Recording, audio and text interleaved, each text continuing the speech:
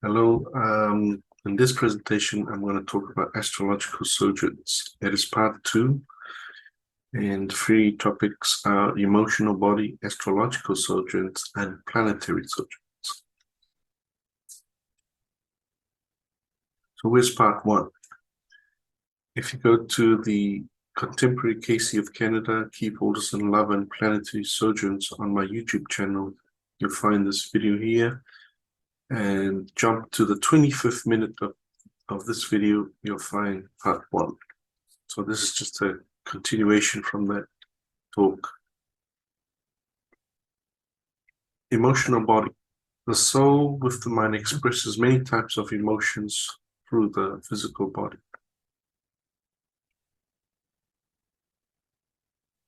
So I'm just going to go through some of the EDGAR CAYCE readings, and hopefully we'll have a better understanding of the emotional body. The expressions or experiences of the soul entity in the earth in entering flesh become the emotional body, and its reflections in the mental self or mind and the emotions that are created by the activities. The appearances in the earth have been quite varied, but producing very definite urges in the emotional self, in the emotional body. Yet these must be tempered with mercy, judgment, love, patience, kindness. If there would be those things in the experience that would bring any joy, peace, or joy, or happiness. The earthly sojourns having been of such a nature as to bring a great emotional body. The entity has had many experiences in the material sojourns, that is, on earth. Thus, the entity is an imaginative as well as quite an emotional body, being influenced by many conditions, many activities, and many phases of the experiences of the entity through the material sojourns. How can I control great sensitivity of my emotional body? By bringing into the experiences of others in little ways that which is creative, that is, encourage those who have lost hope in spiritual ways. Give advice and counsel in the mental that brings hope, help, and love in the experience of others. As to the appearances in the earth, these are not all given, but those that may indicate the expressions manifesting through the emotions of the body.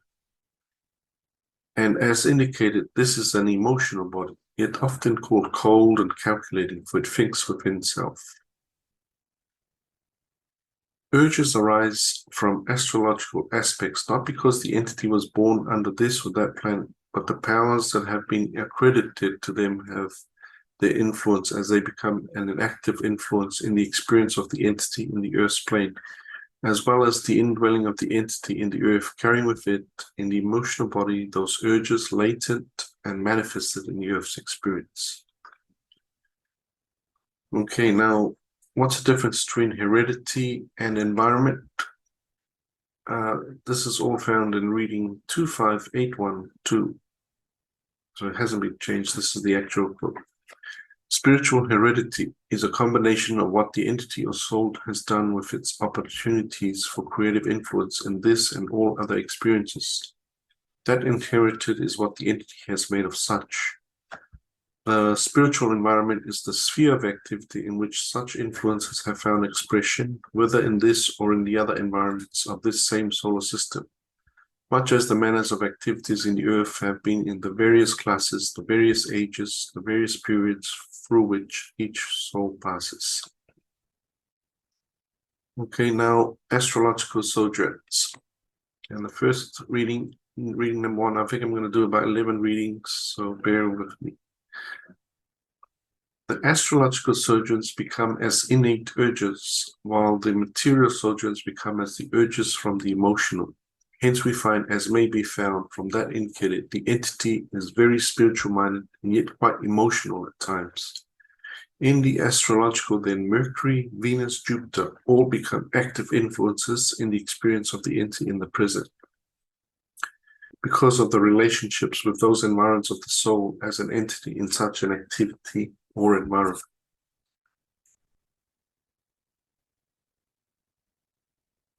Those chosen as influences from the astrological sojourns become as the mental or innate urges, while those from the earthly appearances become the urges from the emotional natures. These, to be sure, in their application become material experiences if the entity will but gain an insight as to how these influences may become facts, experiences, and its activities through that same manner of meditation, in the same manner as it applies itself in making for harmonies in the musical or artistic forces.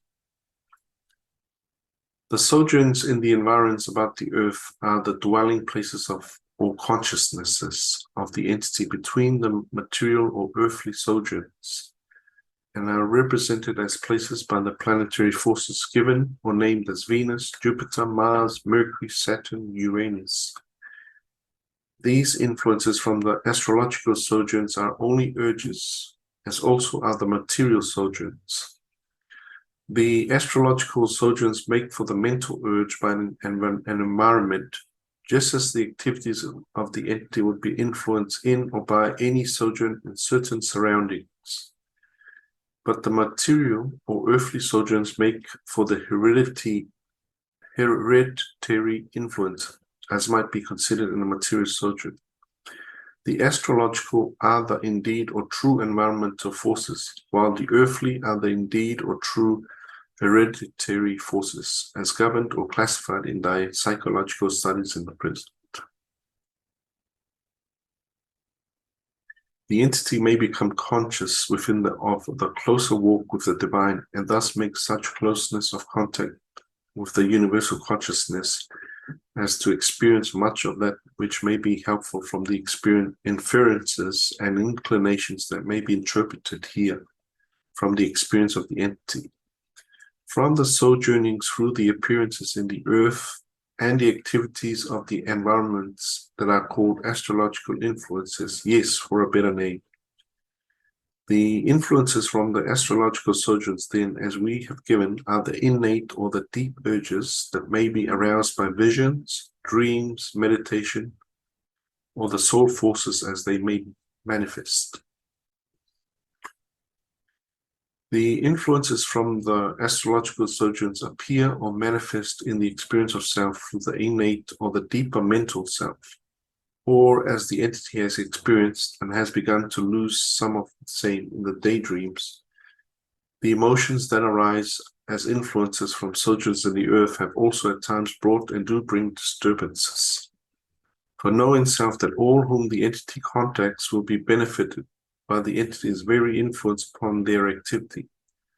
As to whether it becomes a constructive influence or not depends upon those who attempt to classify the emotions aroused by the very association with the very life and vivacity and strength of an influence. For the spirit with which the entity meets out to others brings a power and an influence in the associations and affairs of all whom the entity meets. The entity is affected or influenced by astrological sojourns that find expression in the material experience through the innate or soul expression, as in visions, as in that which arises from the inner self, as well as the influences from the material experiences that find greater manifestations in the emotional or physical emotional self, which become, in the experience of many, those things that, if allowed to become the subjugations to habits that are not constructive, become detrimental forces in the way of the attempt of the self to gratify material desire. Man is, and he is one as body, mind, and soul, yet these coordinate. The influences from astrological sojourns work through the mental self, mind, being ever the builder in the earth plane materializations. Though the forces of the mind are active in spiritual as well as material directions, and only that which is founded in the spiritual is eternal. Hence, in every direction, whether for associations, for activities materially or mentally, or for spiritual developments, the ideals must be founded in that which is constructive or spiritual, that they may grow. Good, honesty, integrity, patience, long-suffering, brotherly love, are eternal, just as hate, dislike, contention make for destructive forces in the experiences of all. The astrological sojourns, as well as the earthly sojourns, becoming a portion of the entity's experiences, thus in the present finding their place in the experience of the entity. The astrological, not because of the position of the solar system or the planets or the activities about the earth, but the entity as each entity is a part of the universe, part of the creative energy, by the very gift of the creator, that each soul might be his companion, one with him in each of the activity. Rather are their positions the result of what the entity has done about that creative force. Thus, does the same become a constructive or a destructive influence or urge in the experience of the entity, so as to find as it does expression in the innate or the dream or the inner forces of the entity. In giving that, as we find from the Akashic records here, these are as those astrological experiences which make or produce urges innate in the mental or inner self, and those sojourns in the earth, the emotional self. Hence we have that as may be gained from the astrological sojourns, or the interims between the earthly experiences of the entity and those activities in the environs about the earth. There are urges and do not surpass the will of the entity, that which is the gift of the creative forces, which manifest through the experiences of the applications of the mental forces of the entity, in relationship to that the entity sets as its ideal. From the astrological sojourns, then, we find these are the influences that are as dreams. While the entity has periods of introspection, much more than retrospection, we find these are founded the more often in the present upon experiences of self or the records of experiences of others. Hence we find where those influences in Jupiter and Mercury become as a portion of the astrological aspect. The Mercurian influences, though the more latent, become the more active in the immediate experience. And last one, the astrological sojourns are represented or given through the innate activities of the deeper side of the mental self of the entity, in urges that are accredited to or are a part of sojourns in the environs between the appearances in the earth. For remember, the earth is only a portion of the environs of this particular system. Just so the others are only a portion, as with this entity Venus, Jupiter, Mercury, Uranus, Saturn, Mars. And it is through those environs that each soul passes according to that which is builded within the mental or soul self. Thus they become a part of the experiences. But none of these urges surpass the will, which is a portion of the soul's body or attribute of the soul, and the judgments that are drawn by an entity, and particularly this entity, for choices bring about what circumstances and conditions shall be as they arise in the experience from day to day. For as given of old, there is each day the opportunity, there is each day before thee life and death, good and evil.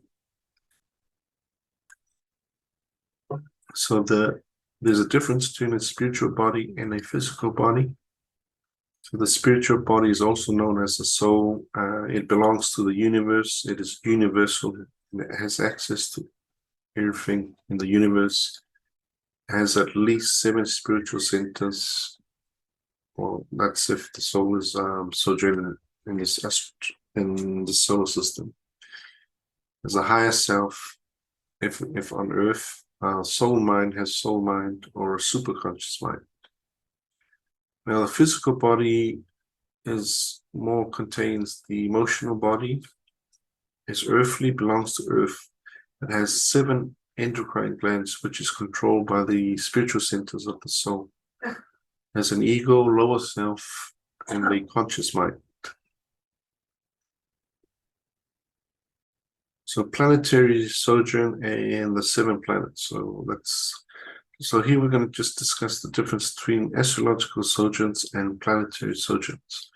So astrological sojourns are the soul's journey throughout the solar system. These include the moon, sun, Arcturus, Earth, etc. Whereas planetary sojourns is more focused on individual planets and what their soul gains consciously from dwelling in that specific planet. So I will now focus on what happens to the soul after completing a sojourn on each of the following planets: Saturn, Neptune, Mars, Venus, Uranus, Mercury, Jupiter, in that order. And that ties in with the endocrine glands, which are the gonads, the cells of Leydig, adrenals, thymus, thyroid, pineal gland, and then the pituitary gland. Keep in mind that each planet has its own vibration and effect on the soul as it sojourns there. Okay, so more readings. So Saturn, the key word for Saturn would be change. If you read through this, change keeps appearing. So that's the word that we focus on.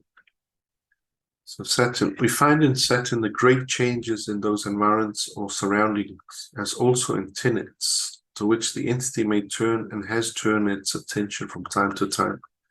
Thus in patience and persistence do you learn and become aware of thy soul being as one with God. We find in Saturn the changes and order. The entity is orderly in its person and in its relationships. We find in Saturn the changes, the varied activities that are a part of the entity's experience. When there are changes, we find that the entity may or should become as a director in searching parties, in unusual scenes or experiences or explorations, or among those who would guide parties looking for varied things in the settlings in other lands. For the entity should go to many varied places through the experience. So I think the soul has mastered change and how to handle change. We find in Saturn the unusual changes that have been a part of the experience of the entity. We find in Saturn the great changes that have been a portion of the experience in its associations, its contacts, its relationships. These are all part of the mental and spiritual emotions of the entity. We find in Saturn disappointments, changes, and it would be well for the entity in the present to change to those things that would have to do with enabling the entity to be outside, to meet more people, to be able to advise and counsel people, even in little things. And your health will be better also. For you will have to guard against this, as indicated in these changes in Saturn. For the circulation becomes poor by just that thought of being a non-entity in the environments in which the entity has been placed. It has belittled itself, cramped its abilities, thus it needs to let loose, as it were. Okay, second one, Neptune. So the keywords here are water, mystical, or mysteries. In those that we find in Neptune, bringing a love for the mysterious forces, yet applying self rather in a material manner as to the benefits the self may render others, but the mystic and occult make for an interest to the entity that may be builded or applied in the present experience. We find in Neptune the abilities in expression of the mysteries and the mental forces expressed in the Mercurian influence of same, also those things having to do with places near to water. We find in Neptune the power of water, or of the influence about same, that creative expression, the ability to aid in reviving or in giving life to things. And most anything that would be planted in the earth by the entity would live, and flowers and those things that are cut from nature blossom or give off better perfume by being about or on the body of the entity. And there are few of which this could be said. We find in Neptune the interest in things on water, in water. Thus the activities of the entity should have to do with things that go upon, in, across, or underwater. These are the outlets for the better mental and spiritual import. We find in Neptune those things having to do with water. They didn't live or dwell or abide by the quantities of water, preferably streams. Meditate close to the brooks, as did the prophet in Kidron.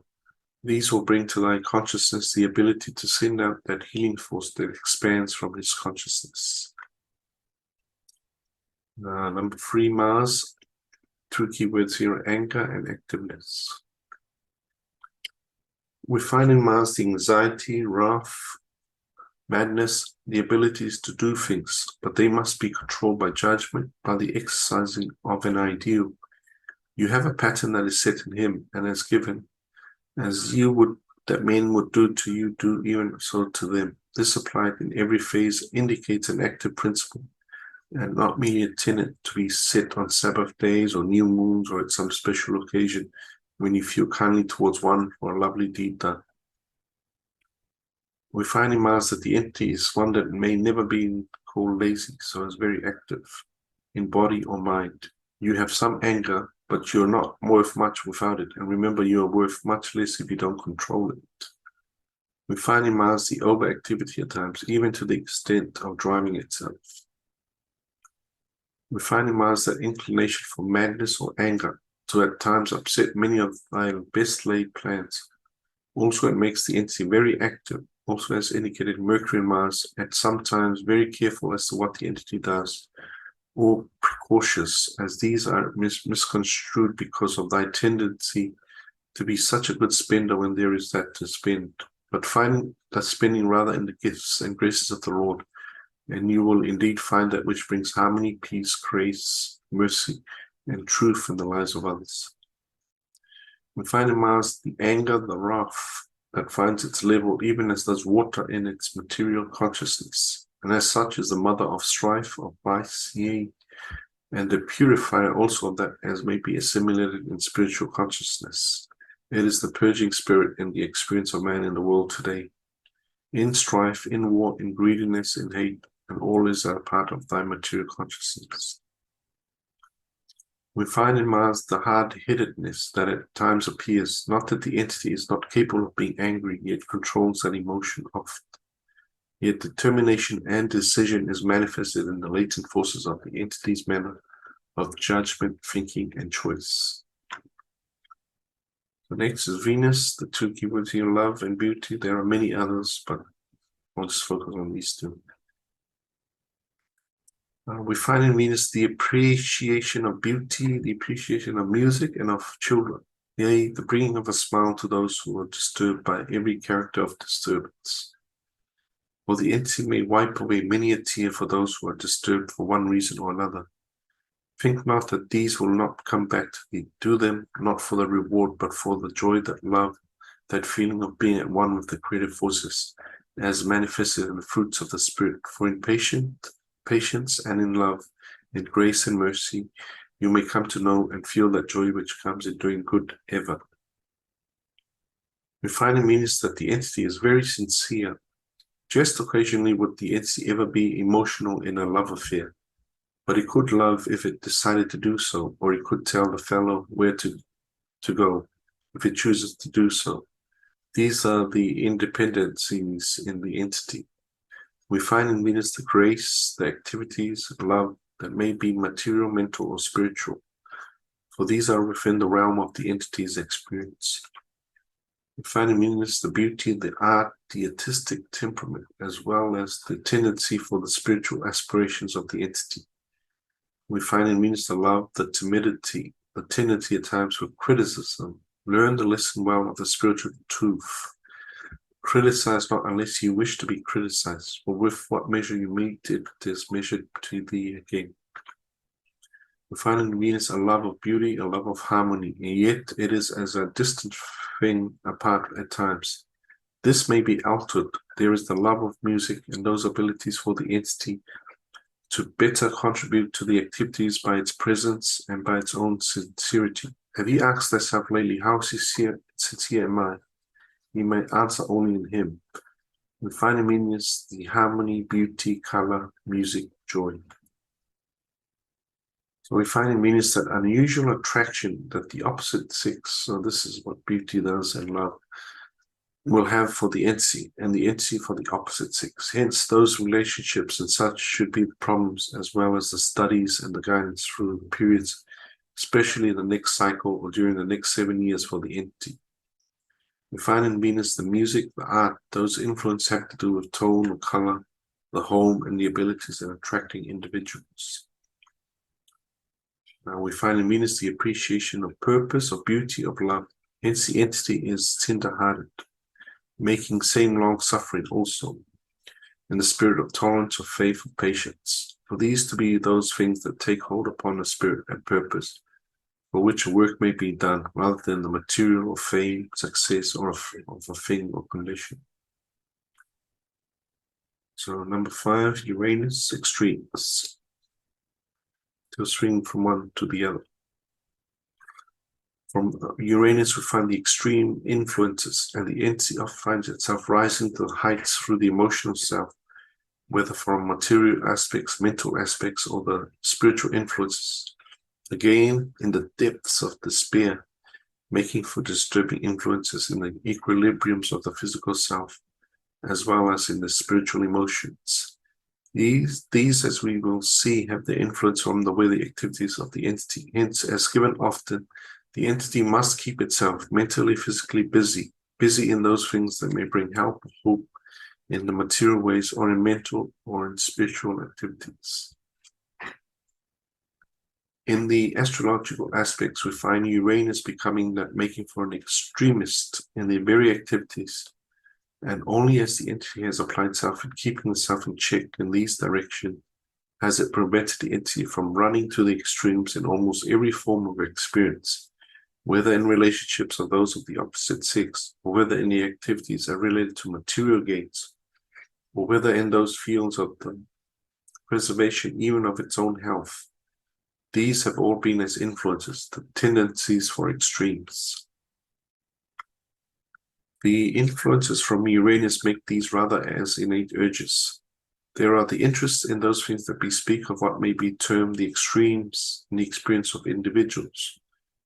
Without self becoming an extremist, save in the thought of individuals that are of the same temperament or sojourns, as it might be said, as the individuals. Hence, the entity is able in its own mental self, its own experience among individuals, to keep well balanced within self. In Uranus, we find that influence making for the eccentricities of the entity. Those periods when there are apparently very good influences and at others very bad in every relationship. When the entity feels that apparently none of the friends, none of the activity that should have made for continued development, nor are working the way or manner in which their activity or trend apparently was made.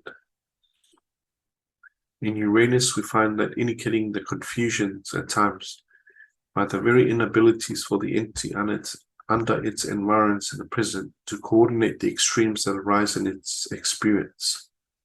Yet those influences that are innate and manifested in the abilities of the entity arise much from that sojourn, and by that period indicated as time is counted will come either the desisting of its abilities or the completion of its purification, that the justification of its activities may become more and more a reflection of the glory or the choice in the ability of the entity to make manifest in the earth. Now, Mercury, intelligent mind or intelligent mind. In Mercury, the mental abilities, the reasoning abilities of the entity. Mercury, the high mental abilities. But the entity doesn't always use same in the correct choices. Learn to do the things first, and that is make peace in thy conscience with thy maker. In Mercury, the high mental abilities, the reasoning influences. Mercury, the high mental abilities, the activities in which the entity may find expressions of self. Mercury, the high mental abilities, mind, reason, purpose, and goal set. In most any phase of activity, the entity would choose success might be attained or accomplished, dependent upon what the entity sets as its ideal as to what is meant or implied by success. In Mercury, the abilities as a student and the ability to make application of that the entity studies, but it should read more, choosing that as may be instrumental in pointing to the psychological as well as child training, child unfoldment, child development, especially as related to stories and toys and the playthings of children, as to how they tend to direct the characteristics, the likes and dislikes as the children develop and make application of those thoughts, for mind is ever the builder. In Mercury, the high mental abilities. So high mental abilities, I think, means very intelligent. It is an entity then well balanced as to judgment and abilities as a teacher, as an instructor. Yet what has been the purpose and same? Has it been knowledge to give self-power, or knowledge that it may be applied to the glory of the creative force? and to the honor of the purpose set in self? The answer is to be determined in self, for as given in days of old, today there is set before thee good and evil, life and death. Choose thou. High mental abilities arise from the Mercurian influence. The abilities and tendencies are indicated as a writer, as an actor, as pertaining to the screen, which beauty may be expressed in word as well as activity in experience of the entity in relationships with conditions as well as individuals. Last one, Jupiter.